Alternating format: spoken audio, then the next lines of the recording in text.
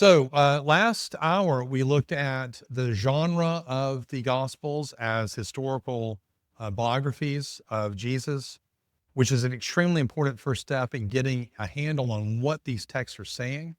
We also looked at higher criticism in the previous hour and what that is.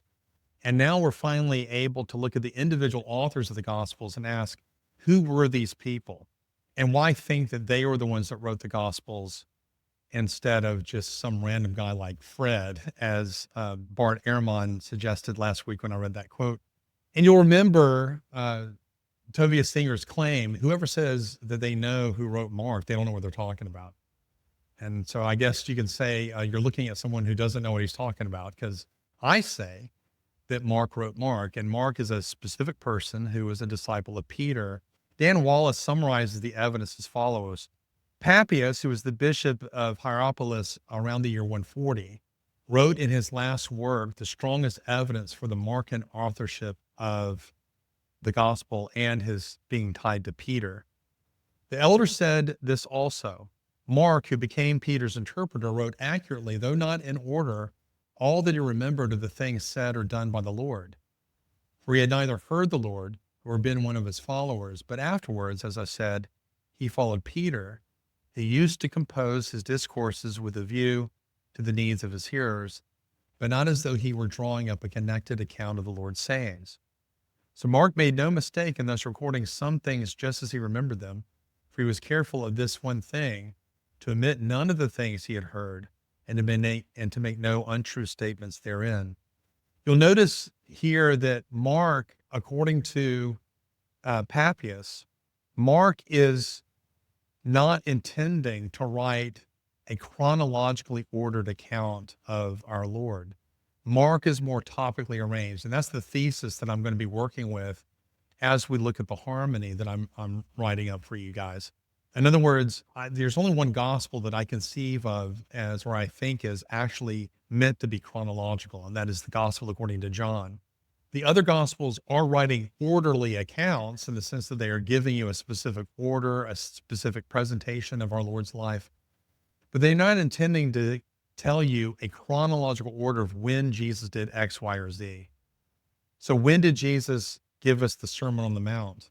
Well, if you think that Matthew is intending to be chronological, then that means that Jesus was tempted by Satan, came out from the desert, and within a few weeks, he's teaching the Sermon on the Mount, like right at the beginning of his ministry. And that's possible. I mean, it's not like that's an impossibility. But for various chronological reasons, I think that he gave the Sermon on the Mount later in his ministry. He didn't deliver it up front like that. So Matthew's not intending to tell you exactly when he said it. The point is, he said it, and he's topically arranging his gospel, and he's putting the Sermon on the Mount up front to present Jesus as the new Moses who delivers us a new law on the mountain. So he sits on the mount and delivers his law. And what is the law of Jesus? And it starts with blessing. It talks about Jesus' own authority and his teaching. I've not come to destroy the law and the prophets, to fulfill them, and so on and so forth. Ending with the great words, if you build your life on me, you will have a house built on the rock. But if you don't follow my words, if you don't follow me, you'll have a house built on sand. So that's just an example of what I'm getting at. Mark, Matthew, and Luke are more topically arranged, whereas John, I think, is more chronologically arranged. Irenaeus also agrees with Mark. He agrees with the Mark-Peter correlation. And after Peter's and Paul's deaths, Mark, the disciple and interpreter of Peter, himself also handed down to us in writing the things preached by Peter. Here's some other evidence. Dan Wallace catalogs this evidence for us. Justin Martyr, in his dialogue with Trypho, gives testimony to Mark's gospel. Clement of Alexandria gives testimony to Mark's gospel. Tertullian, in his work against Marcion, gives testimony. Incidentally, I have mentioned Marcion more than once, but I haven't really told you who he is. Marcion was considered by many to be the first heretic in church history. I say that advisedly The first real heretic in church history was probably Simon Magus, or Simon the magician, also known as Simon the sorcerer. Peter confronts him in Acts chapter 8, and many people trace the heresy of Gnosticism back to Simon the sorcerer. What is Gnosticism? Gnosticism is the view that Jesus and Christ are not the same person. That Jesus, well, there are different versions of this. One version says that Jesus received the Christ Spirit at his baptism. Okay. And so when Jesus was being arrested, the Christ Spirit left him. So Christ wasn't crucified, but Jesus was. Now you see an echo of Gnosticism in modern day liberalism. Modern day liberals speak of the Christ of faith and the Jesus of history. So that even if Jesus didn't rise from the dead, I accept by faith that Christ rose from the dead. So there's that echo there. Now, Marcion is the first person in history to give us a canon of Scripture. And his goal was to show that the Old Testament is not inspired. And so what he did is he took Luke and he cut out all references to the Old Testament in Luke. And so it's a truncated Gospel of Luke. And that's the only gospel he accepted. And then he took 10 of Paul's letters and cut out all references to the Old Testament there. What's interesting is that he failed. And if you read my little paper that I wrote on the Hofbriefe, I point out to you as I'm interacting with Robert Bryce's theory, I quote from Marcion's book of Galatians, his version of the book of Galatians, and he still wasn't able to fully cover over references or allusions to the Old Testament there. That's one of the reasons why we know that the Gnostics were being dishonest with us in their passing on of the Scriptures. We can actually do textual criticism on this material and show that that this is a truncated gospel and not the original. And so in order for Robert Price's theory to work, he's got to believe that Marcion gave us the original gospel of Luke, and that the later gospel of Luke was an orthodox corruption of that shorter original. And the evidence just doesn't stack up to that. I mean, the evidence really points in the other direction. So Origen, famous church father, Cyril of Jerusalem, Eusebius, Jerome, Augustine, all of these fathers talk about Mark and his relationship to Peter. The anti-Marcionite prologue, which was probably written at the end of the 2nd century, mentions Mark as the gospel writer and connects him to Peter. Mark declared, who is called stump-fingered, so that's a little, that's a really interesting biographical detail. So it turns out that Mark may have had really short fingers because he had short fingers in comparison with the size of the rest of his body. He was Peter's interpreter, and after the death of Peter himself, he wrote down this same gospel in the regions of Italy.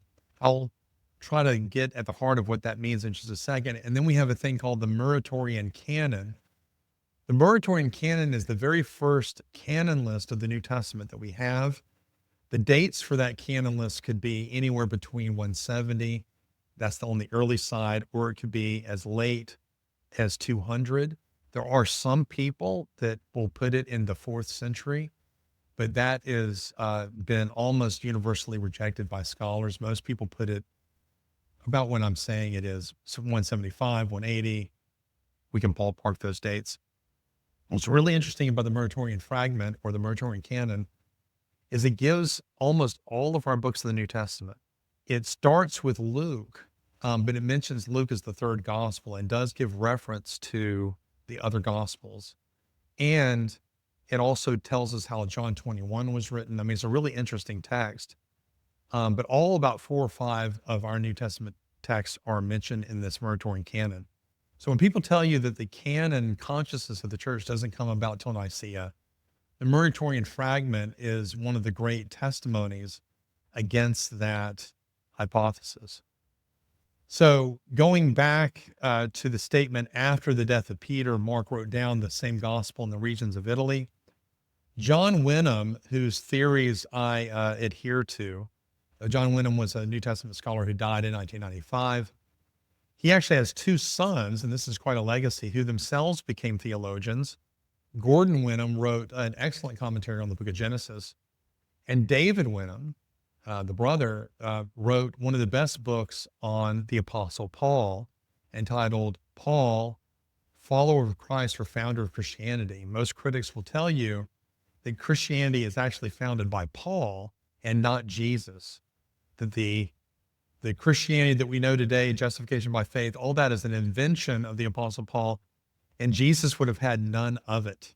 And so David Wenham writes a wonderful book, this is back in the late 90s, illustrating how that just isn't so, how there are multiple points of contact between the Pauline epistles and the teachings of Jesus. So if you ever want to get into that kind of research, we will one day in our 10-year project in this academy have a work on the theology of Paul, where we will go through in very much detail and vet out what Paul is teaching in the epistles, and we will get into Jesus-Paul connection. So that just becomes an entirely different study. But John Wenham wrote a book not long before his death called Redating Matthew, Mark, and Luke, a fresh assault on the synoptic problem. And the synoptic problem just is, why do we have these differences and similarities between the synoptics? Synoptic, meaning similar sight. The first three gospels are called synoptic because they are approaching the historical Jesus from the same point of view, in the sense that they are, I call it, and many others have called it, a Christology from below. It is historical theology that they're giving you, and they are looking at Jesus and they're emphasizing his manhood. Who is Jesus as a man? That doesn't mean that the deity of Christ doesn't emerge from these gospels. It certainly does, but they're certainly looking at Jesus from a very similar perspective, a below perspective. Dan Wallace, in a recent interview, spoke of the gospels. Imagine three people describing the Empire State Building. You might have one guy in a park, one guy in the inner city looking up at it. You have another guy maybe in an apartment building, maybe on the first or second floor. Those are the synoptics. John is on one of the tallest buildings in New York City, looking at the Empire State Building. So he's the Christology from above. He starts off with the deity of Christ and goes from there. So those would be the different approaches of the Gospels. And Wenham is focusing on the synoptic Gospels, those who have similar sight on Jesus, those come from a similar point of view. And what is his solution, or how is he interpreting this material? When he compliments or comments on this statement from the tradition that speaks of Mark writing down the gospel in the regions of Italy after the death of Peter, he says this: it is quite possible that the author of the anti-Marcionite prologue, or one of his sources, simply read into the statement of Irenaeus the idea that the gospel was written after Peter's death, as so many have done since. On the previous page, Wenham says, Irenaeus does not say that after the death of Peter and Paul, Mark wrote his gospel, but that he has handed on the preaching of Peter to us in writing. Any suggestion of discontinuity between the time of preaching and the time of writing would have weakened his argument, and so no such notion should be read into it. Of course, it does not preclude the possibility that the gospel was written after the death of Peter, but the important point is that the passage does not say so. And that is an important point when we get to the dating of these gospels. Okay, so we've looked at the external evidence. The church fathers unanimously connect Mark with Peter. Mark was the author of this gospel. What are some internal lines of evidence that would suggest that Mark wrote Mark? Well, consider the many Aramaisms. What would be an Aramaism? These would be Greek words that are clearly borrowed from the Aramaic language. We generally think that Jesus spoke in Aramaic, and there are many of such words we find in Mark. That would suggest a Palestinian origin of this material, which would further suggest that an eyewitness was involved in the production of Mark. A large number of Latinisms, these were Greek words that have kind of a Latin flavor to them, seem to be borrowed from the Latin language, would suggest that the gospel was written in Rome. And so that is exactly what the tradition tells us. The tradition tells us that even though the stories come from Palestine, Mark actually delivered this gospel to people living in Rome. My favorite of this, and this is something all of you can just get by reading your English Bible, is the identification of Rufus and Alexander as sons of Simon of Cyrene. Simon of Cyrene was the Libyan, the African man who carried the cross of Christ. And we're told that he had two sons, Alexander and Rufus. Now, why would Mark fill in that information as he's telling the story? Well, because the readers would have been familiar with these two guys. That's the only reason he would identify Simon of Cyrene as the father of Alexander and Rufus. Well, when Paul writes his letter to the Romans, years later, he's greeting the people in Rome, in the Church of Rome, and one of the people he greets is Rufus. And many people believe that the Rufus that Paul is talking about just is that Rufus that Mark mentions in his gospel. So we have a connection there between the Gospel of Mark, Rome, the epistle to the Romans, and so forth. Hopefully you're seeing these connections. And this is why even last week, Bart Ehrman, I gave that long quotation of him, and he said, many people believe that Mark was written in Rome. Why do many people believe Mark was written in Rome? Because of things just like this. Mark's Petrine perspective is consistent with Papias' testimony. So Papias tells us that Peter is really the source behind Mark. Well, Peter is the first disciple mentioned. Peter stands at the head of every disciple list. Peter is always among Jesus' most intimate disciples. Peter is the first to name Jesus as Messiah, only to be rebuked a few verses later. He gives rather dull spiritual insights. Peter doesn't seem to know what he's talking about half the time. And Peter's home and family are mentioned in some detail. Jesus, for those of you that may not have read the Gospels carefully, where was Jesus' home of residence when he was on this earth? During his ministry, he lived with Peter's family. That's where Jesus, whenever he was not on his missionary journey, he was staying at the home of Peter or his mother-in-law. Now, if Peter does not stand behind Mark's production, it's hard to see how all of this could be said about an apostle of Peter's stature. Think of it. You're writing or you're living decades after Jesus' life. You hold Peter in high esteem. Are you going to present Peter like this if you're writing a gospel to honor Peter and the apostles? But it makes total sense if Peter stands behind the production of Mark. So hopefully all of you can see why I think it's I say apparently obvious, why it's just an oxymoron. It should be, if not obvious, strongly evidenced. We have really good reasons for thinking that Mark wrote Mark, and that we could give more reasons, but I think this is sufficient for now. So we can look at Mark's features. I do want to press home the point that Mark is historical biography. Mark's features, we have fast-paced action. That's a fast-paced oriented narrative. It speaks of the suffering of the Messiah and the misunderstood hero. That's a feature in Mark's gospel. We have messianic secrecy, an abrupt ending. This is for those who don't think that the long ending of Mark is legitimate, and we're going to get into that when we finally get to that. But that's at least a question mark. Does Mark end in 16:8 or does Mark end in 16:20? So the abrupt ending is questionable, as I say, and then public conflict and resolution. All of these features that you find in Greco-Roman Bioi, you find in Mark, which again underscores the fact that the genre of Mark is biography. So Matthew. The early statement that Matthew wrote something is by Papias. Instead of writing in Greek, Matthew arranged the oracles in the Hebrew dialect, and each man interpreted them as he was able. This is why I believe that Matthew is Q, because the earliest testimony of the church is that Matthew wrote the oracles of the Lord. He was the first to write down the sayings of our Lord. And so do I imagine a man walking around following Jesus, jotting notes down over what he said? Yeah, I do. I actually think that happened. I am not a huge fan of the Chosen series. I'm sorry if I'm committing heresy here. I just, artistically, I don't know, it's just not doing much for me. Now, I do plan on watching the entire series at some point. But one thing that I do appreciate, and I've been informed of this, I don't know this because I watched it, but I've been informed that Matthew is presented in that series as taking notes as Jesus is speaking. So that may be one thing about the series that I actually do like. So I really do think of Matthew as a note taker doing all this stuff. And so he gives an oracles or a sayings gospel to us. Now, Wallace offers four possibilities as to what Papias is really saying. The oracles, teologia, refers to the Gospel of Matthew as we have it. That's one possibility.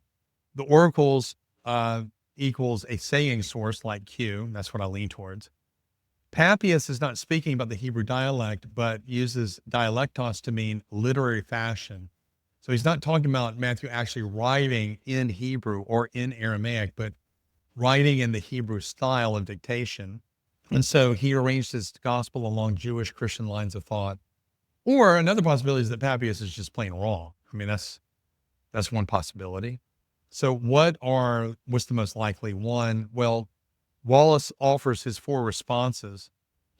Papias probably was not referring to the gospel, since we have no trace of it in Hebrew or Aramaic until the medieval ages, all of which are clearly translations of the Greek, at least as far as most scholars are concerned. This view, therefore, is shipwrecked on early textual evidence. Furthermore, Matthew does not show strong evidence of being translation Greek. So the idea that Matthew originally wrote in Hebrew and then later maybe translated his gospel into Greek is just not plausible. You have to have a more plausible explanation for what Papias is saying.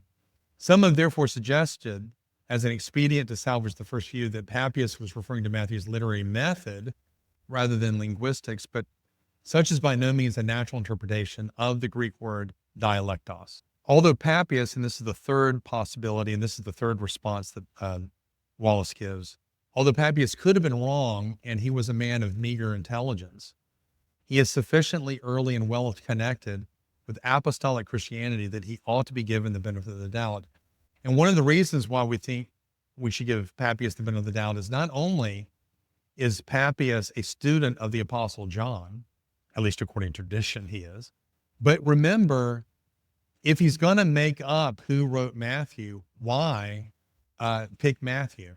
So that Matthew just isn't likely to be a person you choose to write the gospel if you're going to make up an author of the gospel. The best option in our view, and this is my view, is that Papias is referring to a saying source which Matthew wrote. If so, then Matthew in all probability incorporated this source into his gospel after rearranging it. As we suggested in our section on the synoptic problem, this saying source may well have constituted a portion of Q. And I put in brackets here, this is me talking. My thesis to you is that it is Q. In any event, the great probability is that Papias is referring to the Apostle Matthew as the author of the material in the life of Jesus. Whether this is proto-Matthew, Q, or Matthew, the Thean authorship of the first gospel is either directly or indirectly supported by the statement. I have a fairly complex view of Matthew. I believe that Matthew wrote a saying source during the life of Jesus, and then he actually wrote down the passion narrative. Matthew did, probably around the year 34 or 35. Now, one of the reasons I believe that is because if you read Mark's gospel, the high priest is not named. I'm not the first person to notice this. Rudolf Pesch, a German scholar, noticed this. Now, who is the high priest who stood over Jesus at his trial? Caiaphas, but he's not named in Mark's gospel. Now, some people will say, well, that proves he just didn't know what he was talking about. No. If I say to all of you, the president said yesterday, who am I talking about? I'm talking about President Trump. Unless I give you a name, you're going to just assume. If you say the high priest tried Jesus, what would everybody know at the time of writing? They would say Caiaphas. That would suggest that the passion narrative was written in the 30s before Caiaphas died. And so you have to have an explanation. So what's the most plausible explanation for all of that? There are other reasons, by the way, to believe this. But I think that Matthew had the sayings of Jesus. He also had a passion narrative that he had constructed. And this is the material that Peter takes with him to Rome. And then Matthew, while Peter is going to Rome, decides to put out a second edition of his gospel that is broader in scope. And then he puts out yet a third edition a few years later. So that's my reconstruction of how Matthew is put together. Now you say, well, why is it so complex? If you read along the birth narratives of Matthew, it actually reads better without all the biblical quotations. Ben Witherington has suggested this. He says, if you look at Matthew, it looks like the original version of the birth narratives had no quotations of the Old Testament in it. Well, why is that significant? you can't accuse Matthew of going back to the Old Testament and reconstructing a birth narratives based on that. What happened was Matthew had a source who I think is either Jesus himself or James, telling him about the birth of Jesus. He wrote it down originally, and the first full edition of his gospel just had that narrative. And then later, as they're experiencing more opposition from Jews, he refashions his gospel to be a gospel as an apologetic of the Jews, where he fills in the gaps with references to prophecy. So that's my reconstruction. I'm not going to tell you for a minute that most scholars agree with me. You can take it or leave it. That, to me, is the best explanation that honors all the evidence that we have and explains these little details we find in the Gospels themselves.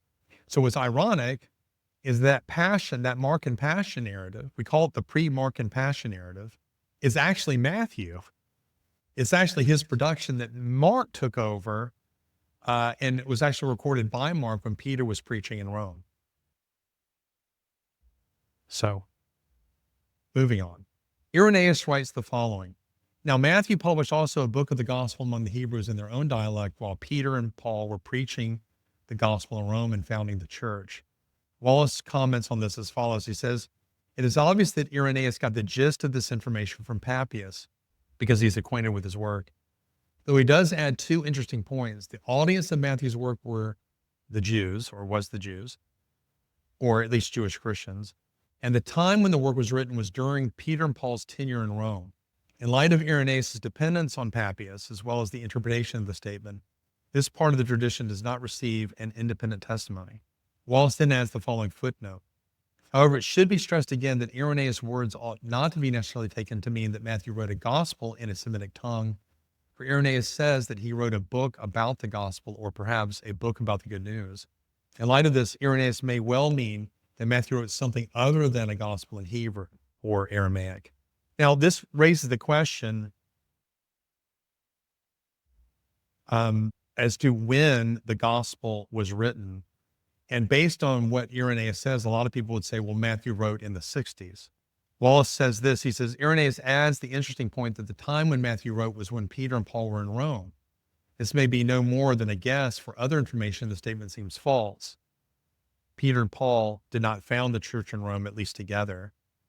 On the other hand, since Peter and Paul were not in Rome together until the 60s, this may help fix a date for Matthew's gospel. So is that what Matthew did? Did he write his gospel after Peter and Paul died?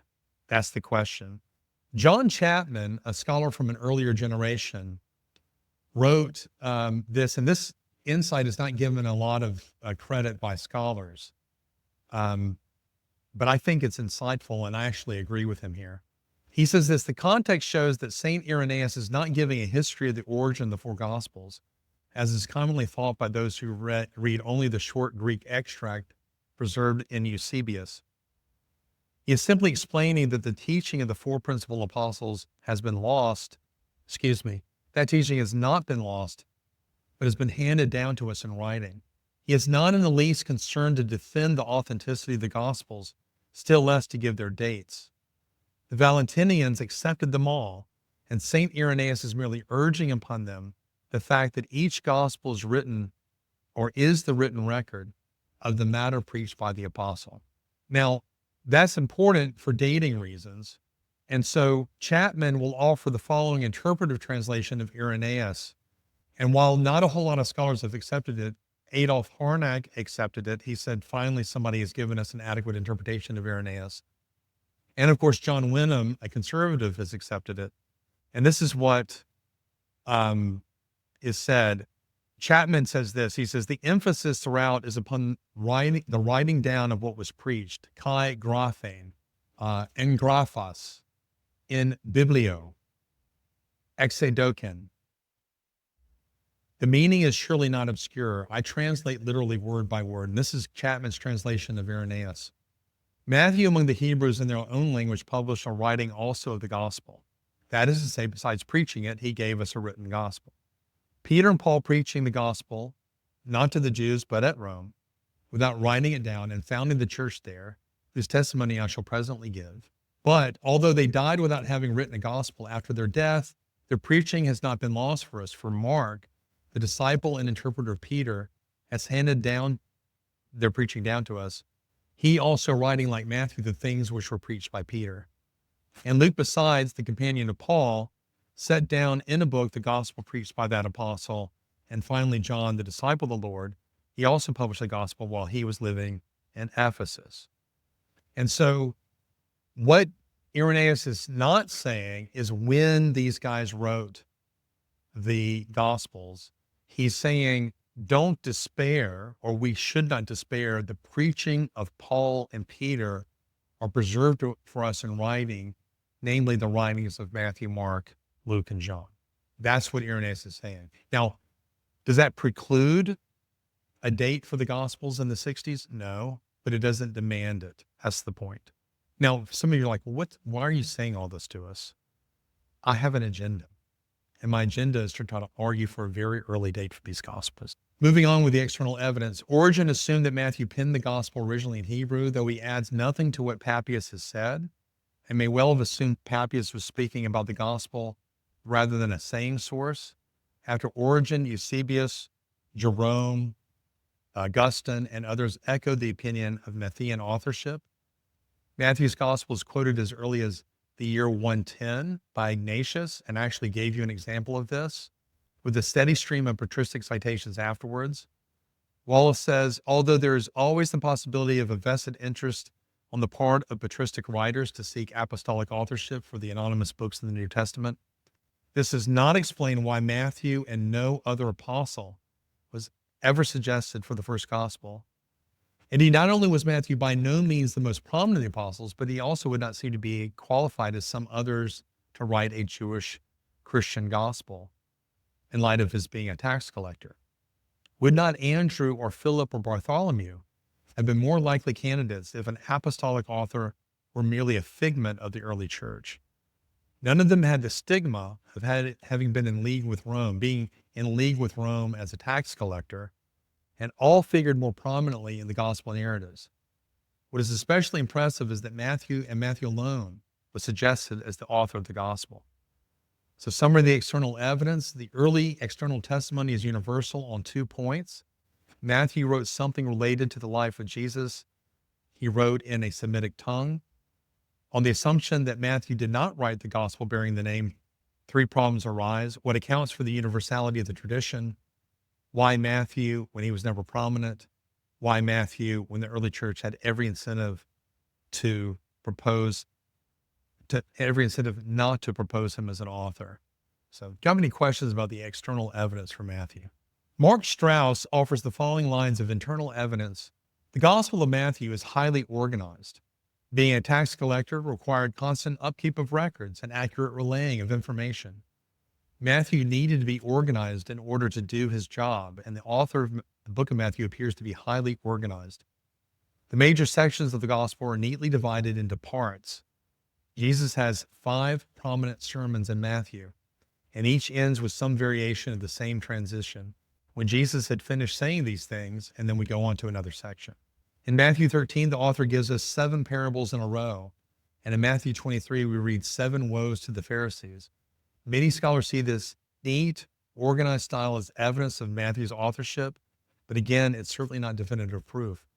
One of the reasons I hold to this complex composition theory of Matthew is because I think it takes time to write an organized gospel like this. So compare Mark with Matthew. Mark is not that organized. It does have the feel of somebody jotting something down very quickly as somebody's preaching. So Peter's preaching in Rome and Mark is quickly writing down. Matthew looks like he's had time to really build an organized gospel. And so that's why I hold to this view, or at least part of the reason. In Matthew, we read, quote, as Jesus went on from there, he saw a man called Matthew sitting in the tax office. He said to him, follow me. And he stood up and followed him. On this text, Strauss notes, the parallel passages in the other synoptics refer to the tax collector Jesus calls as Levi. This deviation may appear to be circumstantial, but some scholars argue that it could be an indicator of Matthew's authorship. If Matthew and Luke both use Mark as a primary source, then it's reasonable to assume he would be comfortable changing his own name in the account. There seems to have been some sort of fixed tradition where most people referred to Matthew as Levi.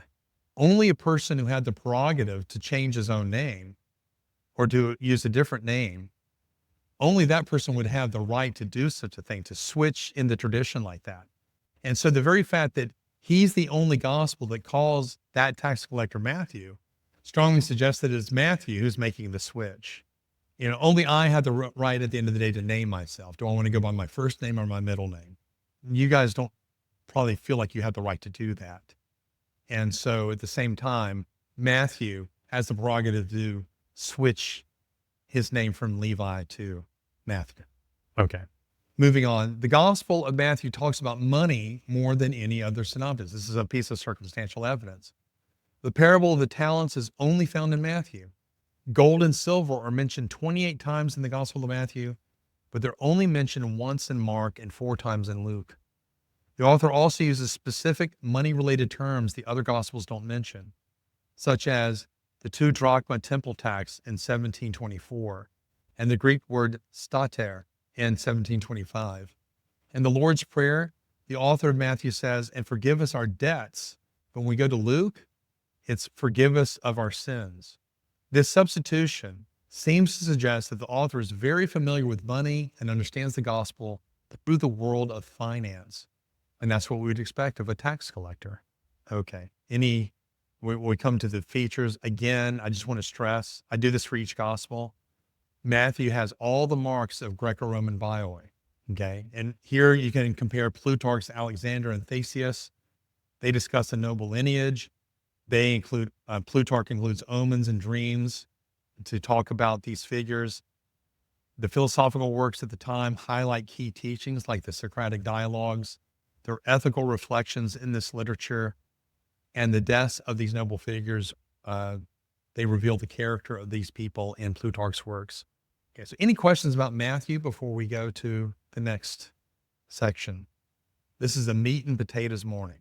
Just giving you meat and potatoes. Okay. I have these scholars that are shown here. The one that I want to highlight for you is Donald Guthrie. If I were to ever teach a course in New Testament introduction, which is the goal of the Consider This Academy, to one day teach a course like that, I would try to, if I could, use Donald Guthrie's book.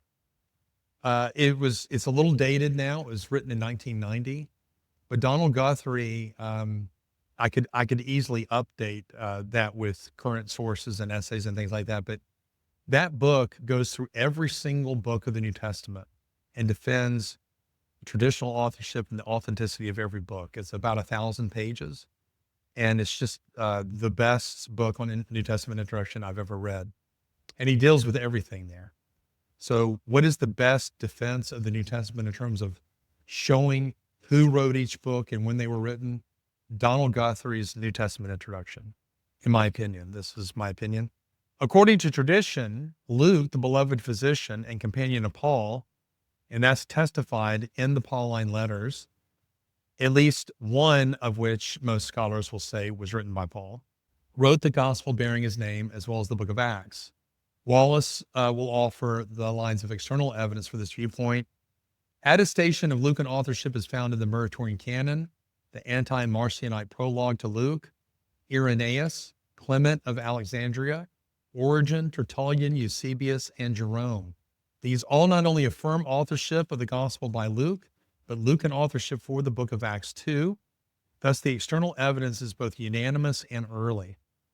At no time, says Guthrie, were any doubts raised regarding the attribution to Luke, and certainly no alternatives were moved. The tradition could hardly be stronger.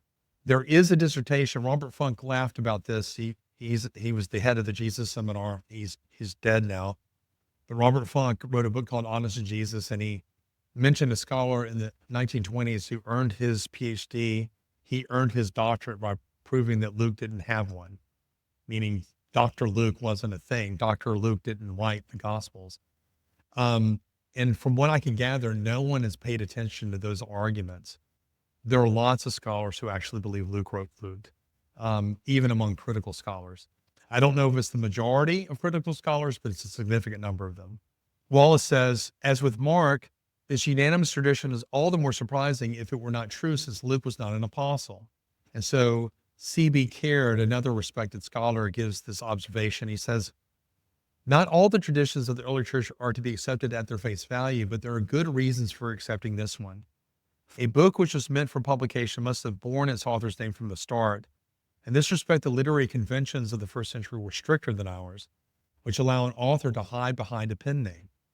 Had it been otherwise, it is hard to see how the name of Luke had have ever been associated with the books which tradition has attributed to him. Luke can scarcely be described as a prominent figure in the annals of first century Christianity. And then there's this other argument that Wallace gives that's based on textual criticism. I'm simply going to just point out that there are places in the manuscript tradition itself that would strongly evince a Lucan authorship.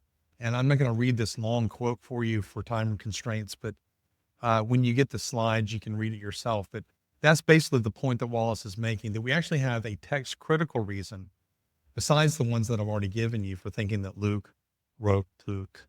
What is the internal evidence for Luke writing this gospel? Luke's prologue in both gospels, in both the gospel and the book of Acts, does suggest that he is very interested in getting his information from eyewitnesses. And this is circumstantial evidence that Luke wrote Luke, because we're dealing with a person who is at least within the first generation of the events. Because these eyewitnesses of Jesus' life had to have been around for him to actually benefit from their witness. He is an eyewitness who traveled with Paul and wrote the book of Acts. And so there are multiple sections that we call the we sections in the book of Acts. You'll be reading along the book of Acts, and then it'll switch to, and then we went to this city, or we saw this, or we saw that. And then it's like the author drops that point and doesn't talk in the second person plural. And then he'll switch back to speaking in the second person plural. So the question is, how do you account for these we sections? Well, some scholars have tried to argue that this is just a literary device that the author is using. He's not trying to say, I was there and saw these things.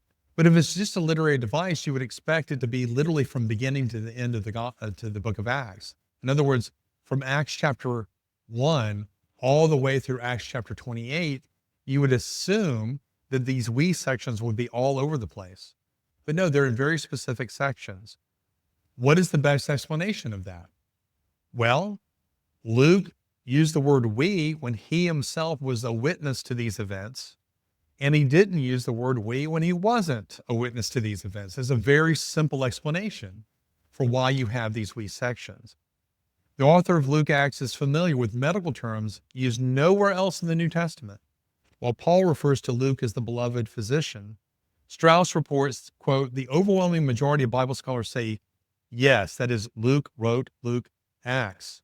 Now, by Bible scholars, I don't know if he means critical and conservative, or just the broad mainstream of scholars. In other words, if you took a poll of just critical scholars, would the majority of them say Luke wrote Luke? I'm not sure if that's the case. Between the undisputed claims of the early Christians, which is a fact, and the textual evidence pointing to someone like Luke, there's little reason to believe this gospel was written by anyone else. What is the genre of Luke? Well, one of the great benefits that we have of Luke, from Luke, is his prologue. And so I'm going to read again, you've probably seen this multiple times, the prologue to Luke's gospel. And here's what he says in chapter 1, verses 1 through 4. For as much as many have taken in hand to set forth in order a declaration of those things which are most surely believed among us, even as they delivered them unto us, which from the beginning were eyewitnesses and ministers of the word, it seemed good to me also, having had perfect understanding of all things from the very first, to write unto thee in order, most excellent Theophilus, that thou mightest know the certainty of those things wherein thou hast been instructed. This prologue of Luke's gospel matches the function and form of historical biography. So if you're out witnessing to someone and someone says, I just think that these people, you can say, look, the majority of scholars believe nowadays that what you're reading in the Gospels are biographies. And if they say, can you give me any evidence for that? You certainly can. Go to Luke's prologue and point out to them and challenge them. go read other historical works. If you read the prologues to those works, it's very similar to what Luke is saying. And so the prologue of Luke alone strongly suggests that what we're dealing with is historical biography. So when Richard Carrier says Mark was not intending to write any history, he has to believe that Mark intended to write a myth, and then within 10 or 15 years, maybe a little bit more, there was a switch involved where Mark was interpreted as being history and Luke mistakenly interpreted him as such. What's more plausible?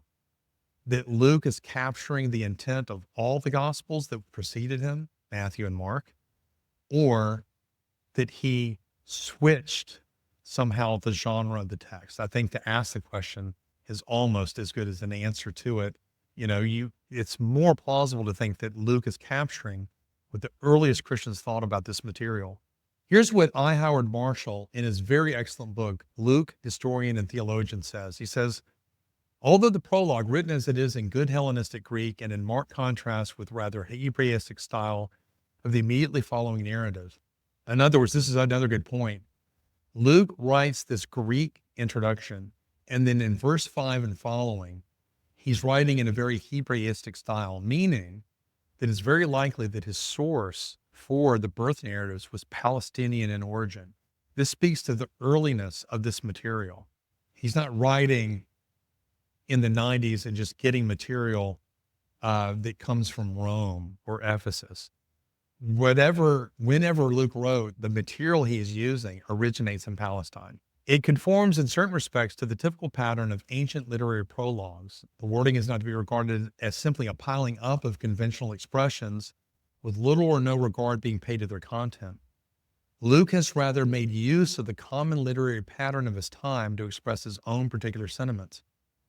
The point in the adoption of the conventional form is that Luke was claiming for his work a place in contemporary literature and thereby commending it to the attention of readers. He is confessedly writing a piece of literature, no doubt meant for a wider audience that would be found within the circle of the Christian church. In effect, therefore, he was affirming that his theme formed part of world history.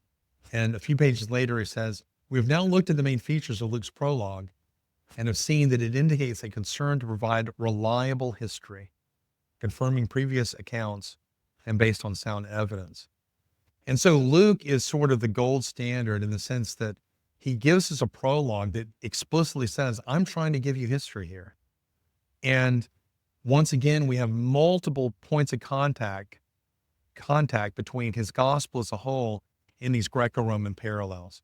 Historical prefaces, global significance of the leader, his concern for the lowly, journey motifs, posthumous honors, and so forth. All of that is found in these Greco-Roman biographies. We find it in Luke. And I know you guys are tired, but we have one more. The Gospel of John. Why think that John wrote John? According to tradition, John, a disciple of Jesus, and one of the main apostles in the early church, wrote the gospel bearing his name. Wallace summarizes the external evidence for this tradition. Attestation of Johannine authorship is found as early as Irenaeus. Irenaeus studied under Papias, who studied under John. Okay? That's your tradition. So this is very strong evidence that John wrote John. Eusebius reports that Irenaeus received his information from Polycarp. I made a mistake just a second ago. It's not Papias, it's Polycarp he studied under, who in turn studied under John, who in turn received it from the apostles directly. Although Irenaeus' testimony has been assailed on critical grounds, since he received the information as a child and may have been mistaken as to what John wrote in the gospel, it says all patristic writers after Irenaeus do not question the apostolic authorship. Criticism must give way to historical probability. A list of fathers include Tertullian, Clement of Alexandria, Origen, and so forth. We also have evidence from the Muratorian Canon that John wrote John. If one were to sift out the possible accretions in this statement, the bare fact of Johannine authorship is not disturbed. And then you have the anti-Marcionite prologue. So all of this bears witness to John's authorship.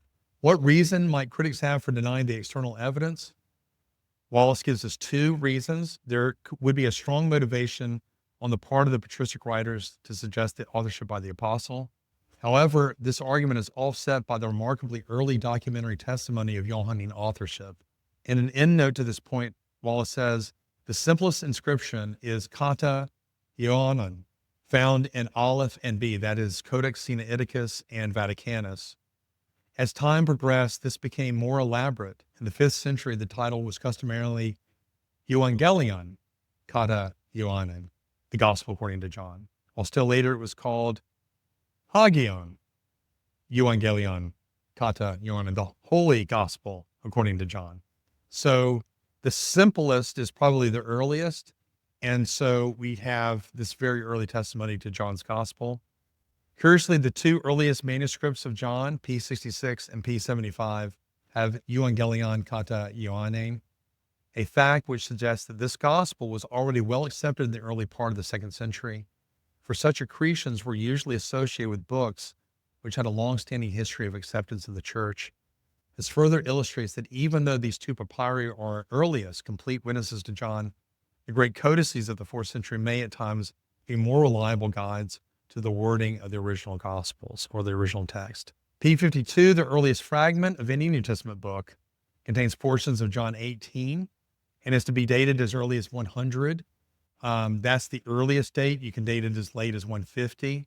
A lot of people put it in 120. Although the earliest patristic hints and early papyri do not explicitly affirm Johannine authorship, they do illustrate its early and widespread use and implicit testimony to its acceptance in the church. Indeed, there seems never to have been a time when this gospel bore any other name than John's. Another objection to the external evidence is this. There is some evidence of an early martyrdom for John, which, assuming a late date for the production of this gospel, would preclude Johannine authorship. The response to this is that the earliest patristic evidence for this supposition is from the 5th century, from sources which show themselves to be unreliable as historical documents. Further, in our dating of John's gospel, even an early martyrdom would not preclude Johannine authorship, though it would preclude Johannine authorship of the Apocalypse. There are scholars who believe that the book of Revelation was written before the year 70. I personally believe that John was written before the year 70. And so even if John was martyred early, that wouldn't preclude his authorship.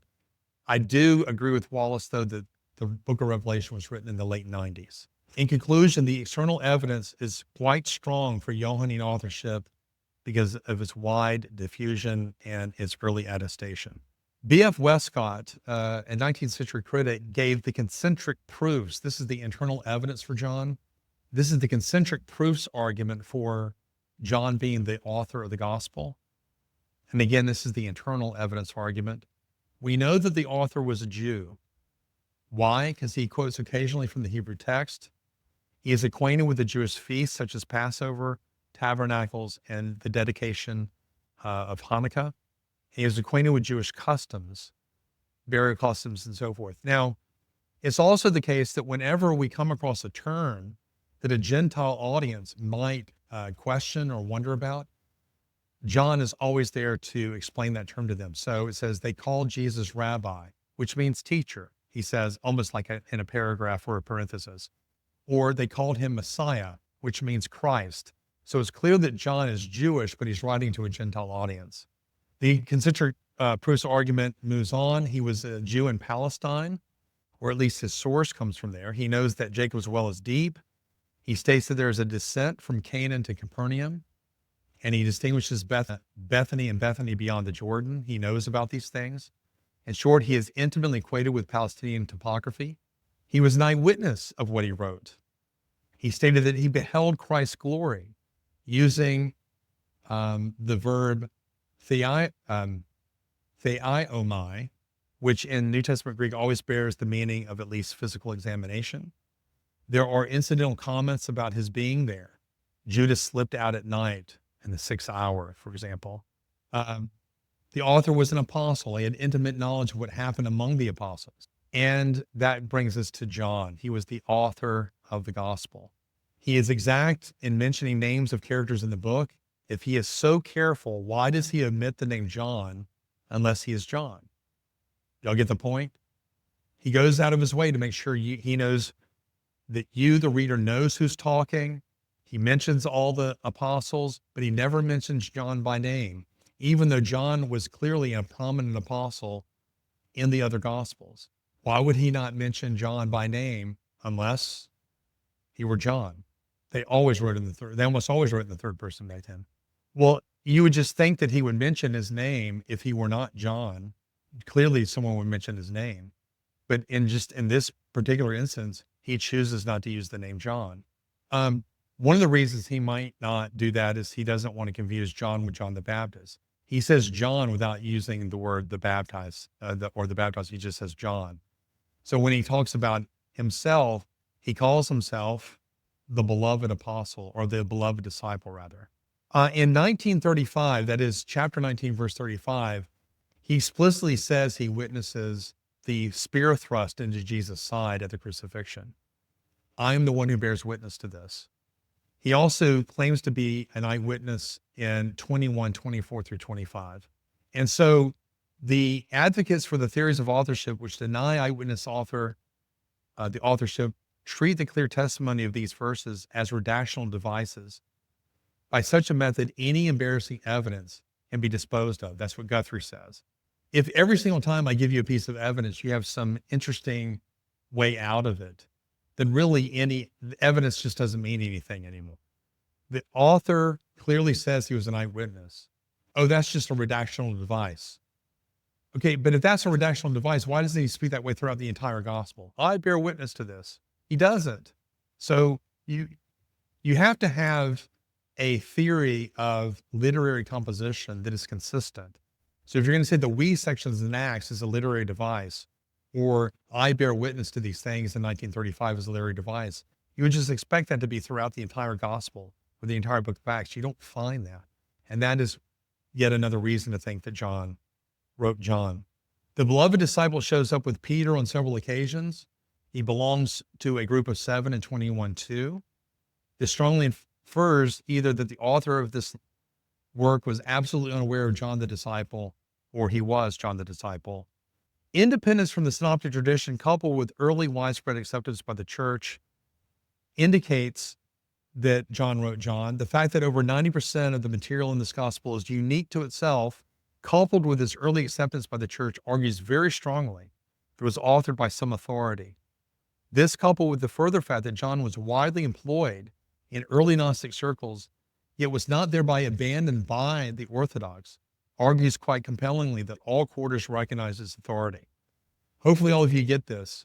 Very early on, the Gnostics tried to appropriate John. Well, if that's true, why would the Orthodox keep receiving it? It's because they knew John wrote this. In fact, you have multiple anti-Gnostic sayings in the Gospel of John, the most important being 1:14, and the Word became flesh and dwelt among us. That is a very anti-Gnostic state. So the Gnostics it's being passed around in Gnostic circles, and they're trying to appropriate it the best they can. They can't overcome his arguments, but also the Orthodox are not abandoning it because they know that John wrote it. And again, and this is the last point that I will make, these are the features, the parallels between John and these Greco-Roman biographies. We have philosophical introductions. Philosophical biographies explore self-identity and divine roles. The Socratic dialogues focus on philosophical truths. There are miracle accounts in Apollonius to validate his divine mission. And the death scenes in the biographies reveal purpose and honor. The objection, the Gospels nowhere identify their authors, and so we cannot know who wrote them. I think this is a wonderful place for us to end. So what do you do with the claim or the point that they never actually explicitly identify themselves as the authors? So tomorrow, in our last hour of the weekend, I will field that objection as well as start looking at the historical evidence